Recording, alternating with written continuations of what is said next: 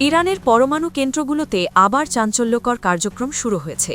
June 2025-এ Israel America যৌথ হামলায় operation midnight হ্যামারে ক্ষতিগ্রস্ত নাতাঞ্জ, ফোর্ডো ও ইস্পাহানের মতো গুরুত্বপূর্ণ সাইটগুলোতে পুনর্গঠনের কাজ চলছে। একই সঙ্গে ব্যালিস্টিক মিসাইল উৎপাদন বাড়ানো হচ্ছে, যা ইসরায়েলের জন্য বড় উদ্বেগের কারণ। এনবিসি নিউজের রিপোর্টে বলা হয়েছে, ইসরায়েলি কর্মকর্তারা মনে করছেন ইরান মাসে 3000 মিসাইল তৈরি করতে পারে যদি না আটকানো হয়। এই মিসাইলগুলো ইরানের পরমাণু সাইট রক্ষা করবে এবং প্রক্সি গ্রুপ যেমন হিজবুল্লাহ, হামাসকে শক্তিশালী করবে। ইসরায়েলের প্রধানমন্ত্রী বেনিয়ামিন নেতানিয়াহু এখন পুরোপুরি অস্থির।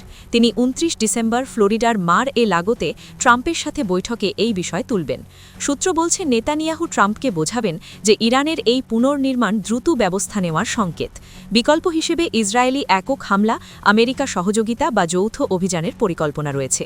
ইসরায়েল মনে করে মিসাইল প্রোগ্রাম পুনরুদ্ধার পরমাণু কর্মসূচিকে ত্বরান্বিত করবে। হোয়াইট হাউসের মুখপাত্র অ্যান্না কেলি বলেছেন, অপারেশন মিডনাইট হ্যামার ইরানের পরমাণু সক্ষমতা সম্পূর্ণ ধ্বংস করেছে। IAEA-ও তা নিশ্চিত করেছে। ট্রাম্প বলেছেন, ইরান যদি পুনরায় চেষ্টা করে তাহলে আবার হামলা হবে। ইরান অবশ্য চুপ নয়। পররাষ্ট্রমন্ত্রী সৈয়দ আব্বাস আরাকচি বলেছেন, ইসরায়েল যে কোনো হামলা করলে দেশ রক্ষায় পুরোপুরি প্রস্তুত।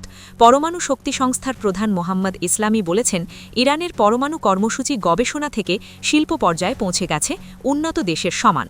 এটা শান্তিপূর্ণ, বিদ্যুৎ উৎপাদনের জন্য। দুই শত্রু নিষ্ঠুর বর্ণনা তৈরি করছে বলে অভিযোগ করেছেন তিনি। IAEA-এর নজরদারি মেনে চলা হচ্ছে, কিন্তু ক্ষতিগ্রস্ত সাইটে পরিদর্শনের জন্য সুস্পষ্ট প্রোটোকল চাই। ইরানের পরমাণু কর্মসূচি শান্তিপূর্ণ বলে দাবি করলেও পুনর্গঠনের গতি ইসরায়েলকে ভাবিয়ে তুলেছে। জুনের 12 দিনের যুদ্ধে ইরান 500-র বেশি মিসাইল ছুড়েছিল ইসরায়েলে। 32 জন নিহত হয়। আমেরিকা B-2 বোমা দিয়ে নাতাঞ্জ, ফোর্ডো, ইস্পাহান আঘাত করে ধ্বংস করেছিল।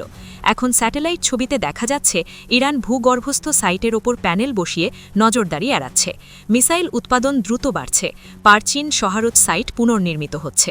ইসরায়েল বলছে, এটা পরমাণু পুনরুদ্ধারের পথ খুলবে। নেতানিয়াহু বলেছেন, ইরানের সামরিক মহড় দেখছেন, কোনো আক্রমণ হলে কঠোর জবাব দেবেন।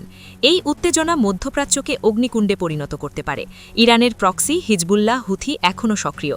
ট্রাম্প গাজা যুদ্ধ শেষ করে শান্তি আনার দাবি করছেন, কিন্তু ইরানের পুনরুদ্ধার তা চ্যালেঞ্জ করছে। বিশেষজ্ঞরা বলছেন, ইরানের জেদ দেখে হামলা এড়ানো কঠিন। খামেনির নির্দেশে ইরান প্রস্তুত, কিন্তু এই খেলায় কে জিতবে সময়ই বলবে।